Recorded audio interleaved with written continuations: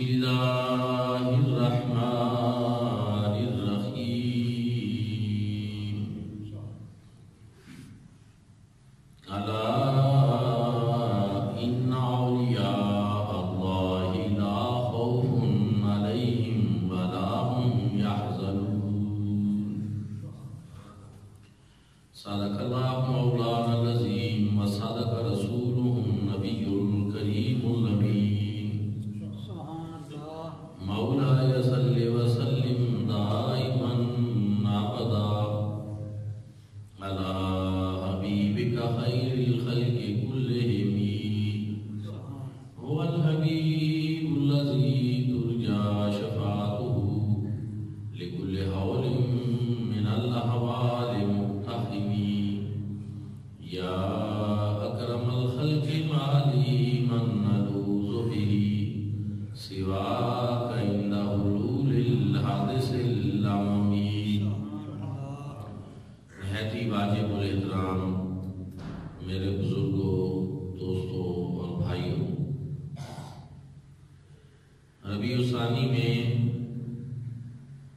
پورے دنیا اسلام کے اندر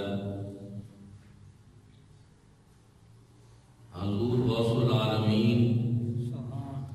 غوث الثقلین، غوث العظم حضرت سیدنا محی الدین عبد القادر جیلانی الحسنی والحسینی رضی اللہ تعالیٰ عنہ، آپ کی بڑی 11ویں شریف یا آپ کا عرس پاک وہ منایا جاتا ہے، اور اسی مناسبت سے کہ آپ اولیاء اللہ کے سرتاج ہیں، آپ کی ہستی بڑی صاحب تصرف ہستی ہے، اور حضور علیہ السلام کے آپ محبوبوں میں سے ہیں، محبوب خدا بھی ہیں اور محبوب مصطفیٰ کریم بھی ہیں۔ اس لیے آپ کا ذکر خیر، چونکہ میں نے کہیں پڑھا کہ اللہ کے بندوں کا ذکر جہاں پر ہو وہاں پر رب تعالیٰ کی رحمتوں کا نزول ہوتا ہے۔ تو حضور غوث پاک رضی اللہ تعالیٰ عنہ کا ذکر پاک تو یقیناً ایسا ذکر ہے کہ جس سے رب تعالیٰ کی رحمتیں اور برکتیں انسان کو نصیب ہوتی ہیں، اور ہماری اپنی سعادت مندی میں بھی اضافہ ہوتا ہے کہ ہماری نسبت حضور سیدنا غوث العظم عبد القادر جیلانی سے غلامی کی ہے، محبت اور عقیدت کی ہے۔ اعلی حضرت عظیم البرکت امام عاشقہ امام احمد رضا خان فاضل بریلوی نے بڑی خوبصورت بات کی کہ تیری بارگاہ میں لاتا ہے رضا اس کو شفیع۔ یہ نعت کے مقطع میں انہوں نے یہ بات کہی، حضور کی بارگاہ میں جھولی پھیلائے ہوئے ہیں اور آخر پہ کہتے ہیں کہ تیری سرکار میں لاتا ہے رضا اس کو شفیع جو میرا غوث ہے اور ہے لاڈلا بیٹا تیرا، جو میرا غوث ہے اور ہے لاڈلا بیٹا تیرا۔ تو وہ مصطفیٰ کریم صلی اللہ علیہ وآلہ وسلم کے منظور نظر اور حسنی حسینی سید ہے۔ آپ کے والد گرامی ابو صالح موسیٰ جنگی دوست رحمت اللہ تعالی علیہ جناب سیدنا امام حسن رضی اللہ تعالیٰ عنہ کی اولاد پاک میں سے، اور آپ کے نانا جان حضرت سید عبداللہ سومئی رحمت اللہ تعالی علیہ آپ سیدنا امام حسین رضی اللہ تعالیٰ عنہ کی اولاد پاک میں سے، اور ماشاءاللہ نجیب الطرفین سید ہیں، اور آپ کا جو مقام ہے، آپ کا جو مرتبہ ہے، اس کو ہر دور کے اولیاء اللہ نے تسلیم کیا۔ تسلیم کیا ہے، محدثین نے تسلیم کیا ہے، مفسرین نے تسلیم کیا ہے، فقہائے امت نے تسلیم کیا ہے۔ یعنی کچھ صوفی ایسے ہوتے ہیں جو فقط نام کے صوفی ہوتے ہیں، کام کے نہیں ہوتے۔ آپ کا تصوف وہ ہے کہ آپ کا تصوف اس کے اوپر علم شریعت، علم طریقت، علم معرفت، ہر طرح اور ہر پہلو کا جو ہے سمجھ لیں اس کے اوپر چھاپ لگی ہوئی ہے، مہر لگی ہوئی ہے۔ دوستان ذوالفقار روایات کے مطابق 471 ہجری یہ آپ کا سن ولادت ہے، اور 561 ہجری یہ آپ کا سن وفات ہے۔ تقریباً 91 سال کی عمر آپ نے پائی، لیکن اس میں آپ کی ہماجید شخصیت، ہماگیر شخصیت پہ بات کرنے کے لیے تو بہت وقت چاہیے۔ میں مختصراً وقت کے جامع کی تنگی کو ملحوظ رکھتے ہوئے کچھ ضروری باتیں عرض کرنا چاہوں گا۔ پہلے تو ہماری تربیت کے لیے یہ چیز ہے کہ آپ کے والدین کو اگر آپ دیکھیں تو ان کا جو تقویٰ ہے اور ان کی جو بزرگی ہے وہ بھی مسلمہ ہے۔ آپ کے والد گرامی کو بڑی بھوک لگی ہوئی تھی اور ایک نہر کے کنارے جا رہے تھے، وہاں اس میں پانی میں سیب تیرتا ہوا نظر آیا، اس کو انہوں نے کھا لیا۔ ایک سیب کھایا پانی میں تیرتا ہوا، لیکن خیال آ گیا کہ اس کا کوئی مالک ہوگا۔ میں نے اجازت نہیں لی،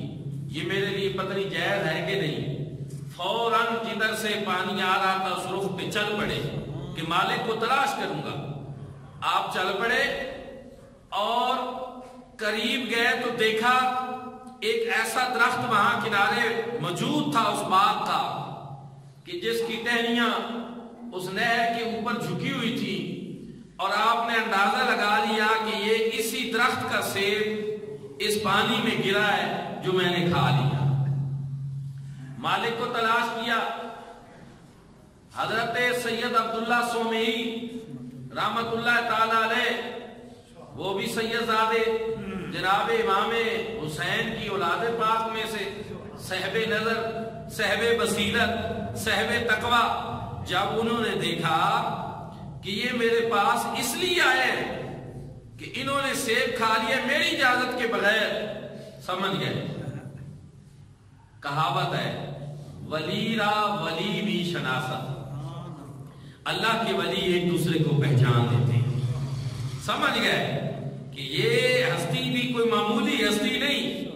ورنہ سیب ہے، اور شرع میں شاید اس طرح کی چیز اس انداز میں کھانے میں اس پہ کوئی اس طرح کی حد بھی نہیں لگتی، کیونکہ یہ جو اس طرح کی کھانے پینے کی چیزیں ہیں شریعت مطالعہ میں ان کی اجازت ہوتی ہے کہ کسی کے باغ سے اس طرح کی فصل سے کھانے کی چیز کو اگر لے بھی لیا جائے جو خود بخود گری پڑی ہو تو اس میں شریعت مطالعہ کی کوئی اس طرح کی پابندی نہیں کہ جیسے کوئی بہت بڑا گناہ ہو گیا ہو، لیکن آپ سمجھتے تھے کہ میرے نزدیک یہ ایسا درست نہیں ہے، شاید میں نے ٹھیک کام نہیں کیا۔ جو اللہ والے ہوتے ہیں ان کے تقویٰ کا معیار بلند ہوتا ہے، اور یہی وجہ ہے کہ وہ بھی سمجھ گئے کہ یہ کوئی معمولی ہستی نہیں، یہ کوئی بہت بڑی ہستی ہے۔ فرمایا معافی مل سکتی ہے لیکن شرائط ہے، ان کی پابندی کرنا پڑے گی۔ کیا شرط ہے؟ میرے گھر میں میری ایک بیٹی ہے جو نابینا ہے، جو کانوں سے بہری بھی ہے، جو ہاتھوں سے لولی بھی ہے اور پاؤں سے لنگڑی بھی ہے، آپ کو اس کے ساتھ شادی کرنا پڑے گی۔ آپ نے فرمایا ٹھیک ہے، اگر اس سے مجھے معافی ملتی ہے تو مجھے یہ شرط منظور ہے۔ اس پہ اب شادی ہو گئی، لیکن آپ جب خلوت نشینی میں گئے تو آپ فوراً واپس باہر آ گئے کہ وہاں تو اس طرح کی خاتون نہیں بیٹھی جس طرح کا مجھے بتایا گیا، وہ تو صحیح سلامت ہے، اعضاء بھی صحیح ہیں اور سادات مبارکہ کے خاندان کی اللہ کی بندی ہیں، تو ظاہر ہے ہر طرح کا اللہ رب العزت نے ان کو ظاہری و باطنی حسن و جمال بھی عطا فرما رکھا ہے، تو آپ تو فوراً باہر نکلے۔ تو آگے پھر حضرت عبداللہ سومی سے ملاقات ہو گئی اور وہ بھی اس بات کو سمجھتے تھے۔ انہوں نے کہا حضرت جو مجھے بتایا گیا ہے میں نے اس طرح کا نہیں پایا، آپ نے مجھے تو بتایا تھا کہ وہ نابینا بھی ہے، وہ بہری بھی ہے، لولی اور لنگڑی بھی ہے، اپاہج بھی ہے، لیکن وہ تو تندرست و توانا وہاں پہ خاتون ہے۔ تو آپ نے حضرت عبداللہ سومی نے وضاحت فرمایا جو میں نے کہا تھا کہ وہ نابینا ہے، اس کا مطلب یہ ہے کہ اس بیٹی نے آج تک کسی غیر محرم کے اوپر نظر نہیں ڈالی، اور جو میں نے کہا تھا وہ بہری ہے، آج تک اس نے کسی غیر محرم کی آواز اپنے کانوں سے نہیں سنی، اور جو میں نے کہا لولی ہے تو آج تک اس نے کسی غیر محرم سے ہاتھ نہیں ملایا، اور جو میں نے کہا وہ لنگڑی ہے وہ آج تک اپنے گھر سے باہر چل کر گھر کی دہلیز سے باہر اس نے قدم ہی نہیں رکھا۔ میرے بھائی اور دوستو، اس پہ حضرت سیدنا غوث الاعظم عبد القادر جیلانی کے والد ماجد نے اللہ کا شکر ادا کیا کہ الحمدللہ ایسا ساتھ نصیب ہوا ہے۔ اور یہاں میں یہ بات کہنا چاہتا ہوں، جس کے لیے میں نے یہ بات بیان کی کہ جب والدین کے اندر تقویٰ ہو اور جب والدین اتنے متقی ہوں، پارسا ہوں اور پرہیزگار ہوں، تو اللہ پاک ان کو اولادیں بھی غوث الاعظم عبد القادر جیلانی جیسی عطا فرمائے، پھر بیٹے بھی ایسے پیدا ہوتے ہیں۔ آج والدین اولاد کے حوالے سے کافی پریشان رہتے ہیں، اور اس میں سے ایک بات یہ بھی ہے کہ وہ ان کے سامنے اپنا اس طرح کا شاید نمونہ نہیں پیش کر سکتے جو والدین کا ہونا چاہیے۔ دوستان ذی وقار، والدین کی شخصیت کے ان کی اولاد پہ گہرے اثرات ہوتے ہیں، اور یہی چیز ہے کہ پھر جب باپ اس تقویٰ کا حامل ہو، ماں اس شان کی حامل ہو، تو پھر بیٹے بھی غوث الاعظم عبد القادر جیلانی جیسے پیدا۔ اور آپ سادات میں سے تھے اور مادرزاد ولی بھی تھے۔ ولایت کی دو قسمیں ہوتی ہیں، ایک ولایت وہبی، ایک ولایت کسبی۔ ان میں فرق یہ ہوتا ہے کہ ولایت وہبی اللہ پاک کی عطا سے رب تعالیٰ اپنے بندے کو چن لیتا ہے کہ میں نے اس کو ولی بنانا، چن لیتا ہے، اور ذالک فضل اللہ یؤتی من یشاء، یہ اس کا فضل ہے نا جس پہ کر دے۔ کریم کو کرم آ گیا، چن لیا، خود چن لیا، اس کو میں نے ولی بنانا ہے۔ اور ایک ہوتی ولایت کسبی کہ بندہ پہلے چور تھا، ڈاکو تھا، یا کوئی بدکار تھا، گناہگار تھا، کسی گناہوں میں مبتلا رہتا تھا، پھر اس کی کوئی بات اللہ کو پسند آ گئی، اس نے معافی مانگی، اللہ نے معاف کر دیا، عاجزی کر لی کسی بات پہ، پھر رب تعالیٰ نے اس پہ مہربانی کی اور اس گناہگار کو کسی بات پہ رب تعالیٰ نے خوش ہو کر معافی کا موقع دیا، اس کی توبہ قبول کی، اور رب تعالیٰ نے پھر اس کو مقام ولایت بھی عطا فرمایا۔ کئی ہوتے ہیں جن کی صرف معافی ہوتی ہے، لیکن رب تعالیٰ کچھ پہ کرم کرتا ہے، اور کوئی ایسی ادا ان میں ہوتی ہے، کوئی ایسا کام ان سے سرزد ہوتا ہے کہ جس کی وجہ سے رب تعالیٰ ان کو مقام ولایت پہ فیض فرما دیتا ہے۔ اس کی بہت ساری بہرحال مثالیں آپ نے سن بھی رکھی ہیں کہ چوروں کو کتب بنا دیتا ہے، بہرحال، لیکن حضور غوث پاک رضی اللہ تعالیٰ عنہ آپ وہ ہستی ہیں جن کو ولایت وہبی عطا ہوئی تھی، مادرزاد ولی ہیں، اور کرامات کا ظہور پنگھورے سے ہو رہا ہے، بچپن سے ہو رہا ہے، لیکن اس کے باوجود اب میں یہاں یہ کہنا چاہوں گا کہ سیدنا غوث الاعظم عبد القادر جیلانی قدس سر العزیز کی کرامات بھی بڑے مرتبے کی ہیں اور بیان کرنے کے قابل ہیں، لیکن ولایت کے کئی راستے ہیں جن سے انسان کو ولایت ملتی ہے، کئی طریقے ہیں۔ ولایت وہبی بھی پاس تھی، لیکن آپ نے ولایت کسبی کے لیے بھی طریقہ چنا، وہ راستہ چنا جو ولایت کے راستوں کے لیے سب سے اعلیٰ ترین راستہ ہے۔ صدق حلال، عقل مقال، عقل حلال، صدق مقال، یہ دو ایسی چیزیں ہیں کہ یہ ولایت کی طرف انسان کو لے جاتے ہیں۔ انسان سچ بولتا رہے اور انسان حلال کھاتا رہے، ان سے بھی انسان جو ہے ولایت کی طرف سفر اس کا چل پڑتا ہے۔ یہ ساری چیزیں اپنی جگہ،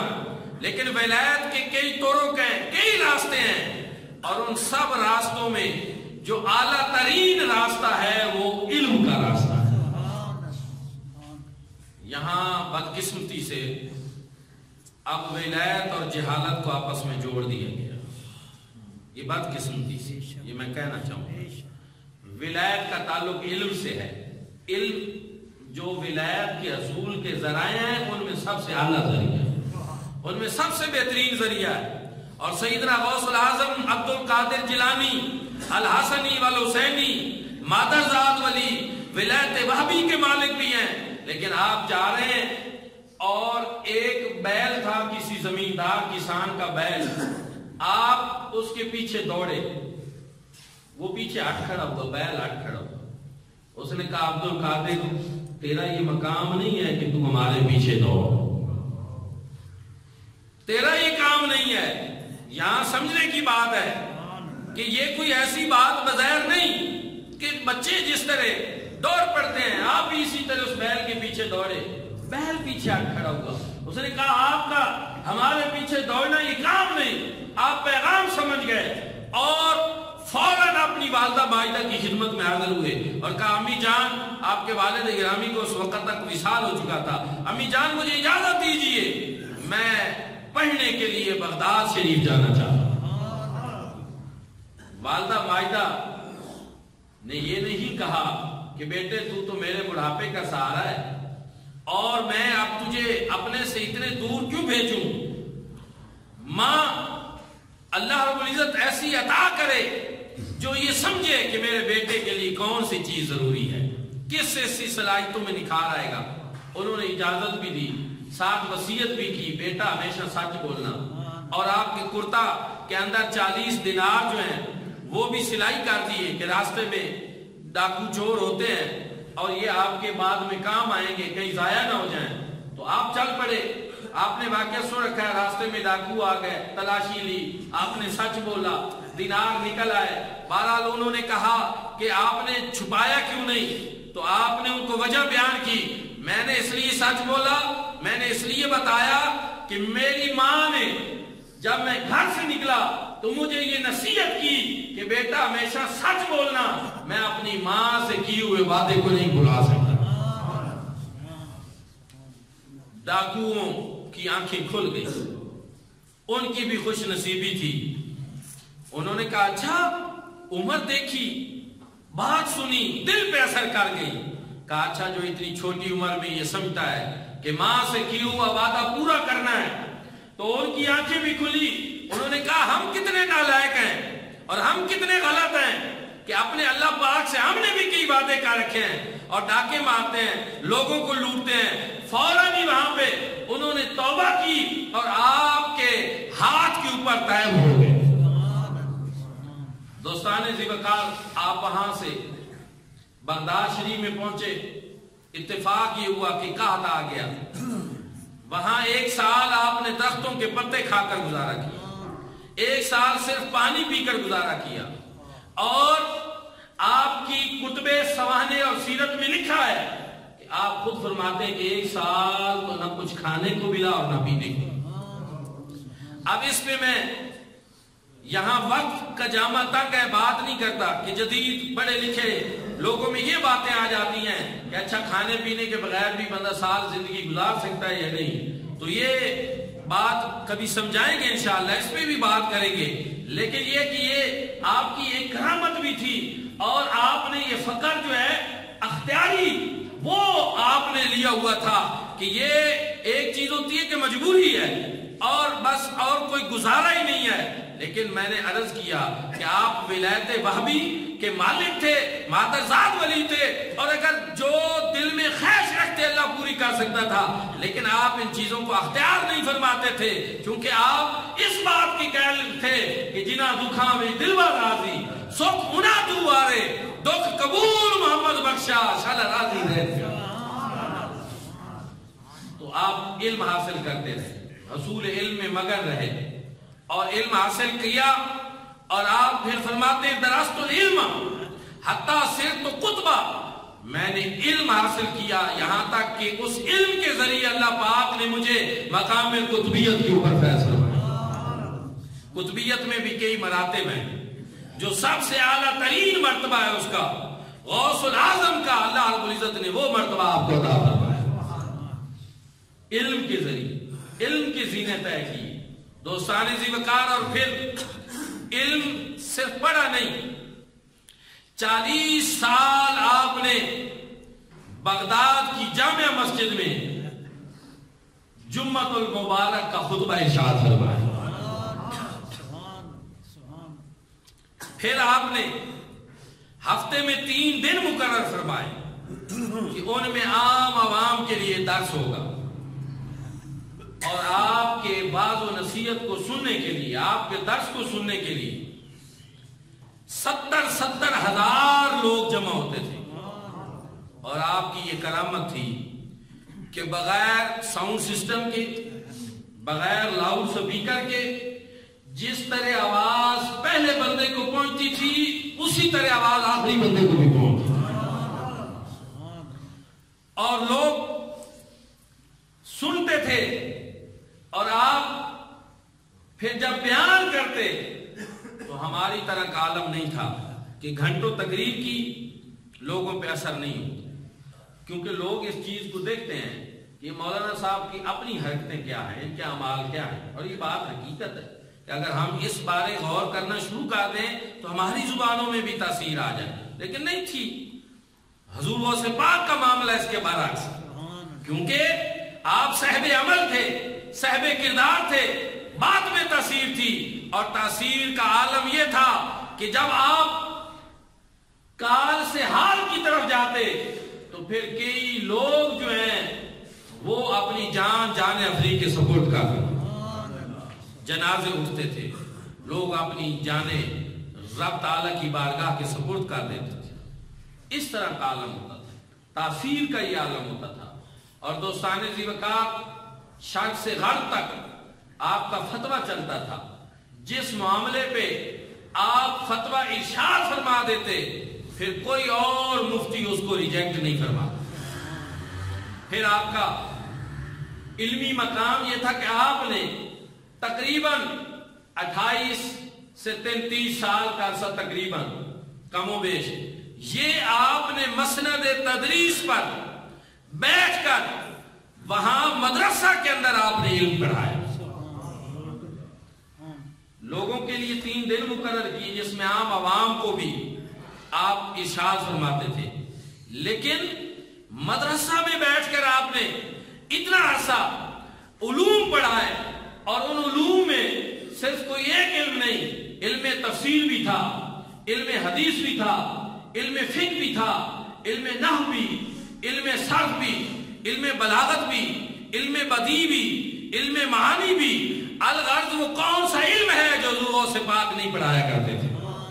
ہر طرح کے علوم و فنون پڑھایا کرتے تھے. اور درس و تدریس سے آپ وابستہ رہے. اور اس سے پتہ چلتا ہے کہ پیران پیر کی یہ شان تھی کہ وہ علم دین حاصل بھی کر رہے ہیں اور علم دین پڑھا بھی رہے ہیں. علم دین حاصل کر رہے ہیں اور خطبہ ارشاد فرما رہے ہیں. اور پھر اس کے اندر آپ کا مقام علمی یہ تھا کہ ابن جوزی ایک بہت بڑے محدث ہیں اور بہت بڑے مفسر ہیں. آپ کو اپنے علم پہ بڑا ناز بھی تھا. تو ایک مرتبہ ان کے پاس حضور غوث اعظم رضی اللہ تعالیٰ عنہ کا ایک مرید جو ہے وہ پڑھنے کے لیے جاتا تھا. انہوں نے اپنے استاد کو ایک دن عرض کی کہ جناب آپ کا مقام علمی بھی بڑا بلند ہے لیکن میرے پیر و مرشد بھی ہیں تو کبھی تشریف لے چلیں اور ان کا درس بھی سنیں. اور عام طور پر پھر میں یہ کہنا چاہوں گا کہ جو علماء ہوتے ہیں وہ فقیروں کو خاطر میں نہیں لاتے، اور انہوں نے بھی سمجھا کہ شاید یہ بھی کوئی اسی طرح کے پیر صاحب ہوں گے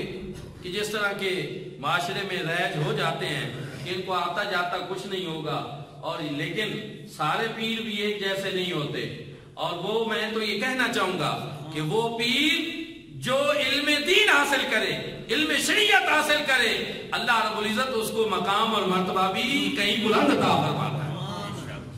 لوگ ان کا احترام زیادہ کرتے ہیں، ان کی محبت بھی دل میں زیادہ رکھتے ہیں کہ ماشاءاللہ صاحب علم بھی ہیں، عالم بھی ہیں، پیر بھی ہیں، پیر طریقت بھی ہیں اور رہبر شریعت بھی ہیں، ساری باتیں درست ہوتی ہیں۔ تو بہرحال شاگرد نے کہا جناب آپ استاد ہیں، مقام اور مرتبہ آپ کا بڑا، اور آپ پیروں پہ بڑی تنقید بھی کرتے ہیں، مشائخ پہ بھی بڑی تنقید کرتے ہیں، تھوڑا سا وقت نکالیں، ایک نمونہ آپ کو ہم بھی دکھائے دیتے ہیں کہ ہمارے پیر طریقت کیسے ہیں۔ انہوں نے کہا ٹھیک ہے کبھی چلیں گے۔ حضرت نے بڑا جبہ کوبہ پہنا اور آ کر آپ کی مجلس میں بیٹھ گئے۔ طریقہ کار یہ ہوتا تھا حضور سیدنا غوث العظم عبد القادر جیلانی کا کہ جب آپ درس قرآن ارشاد فرماتے تو ایک قاری صاحب پاس ہوتے، ان کو آپ حکم دیتے، وہ قرآن پاک کی ایک آیت کریمہ تلاوت فرماتے، پھر آپ اس کی تفسیر بیان کرتے، اور اسی طرح ہوا کہ قاری صاحب نے قرآن پاک کی ایک آیت پڑھی، حضرت نے اس کا جو ہے تفسیر بیان کرنا شروع کی۔ پہلے ایک کی شاگرد نے استاد کی طرف دیکھا کہ یہ آپ کو معلوم ہے؟ انہوں نے کہا جی معلوم ہے۔ پھر دوسری کی، پھر ان کی طرف دیکھا آپ کو معلوم ہے؟ انہوں نے کہا جی معلوم ہے۔ تیسری، چوتھی، حتیٰ کہ 11 مرتبہ جب مختلف تفسیریں من وجہ آخر، ایک سے دوسری جہت آپ نے بیان کی، کرتے رہے، 11 جب ہو گئی تو ان کے استاد کہتے رہے یہ تو مجھے معلوم ہے، لیکن جب 12ویں کی تو انہوں نے کہا میں نہیں جانتا، یہ مجھے علم نہیں ہے۔ 13ویں بھی کی، 14ویں بھی کی، حتیٰ کہ حضور غوث پاک نے اسی ایک مجلس میں قرآن پاک کی ایک آیت کریمہ کی 40 تفسیریں ارشاد فرمائیں،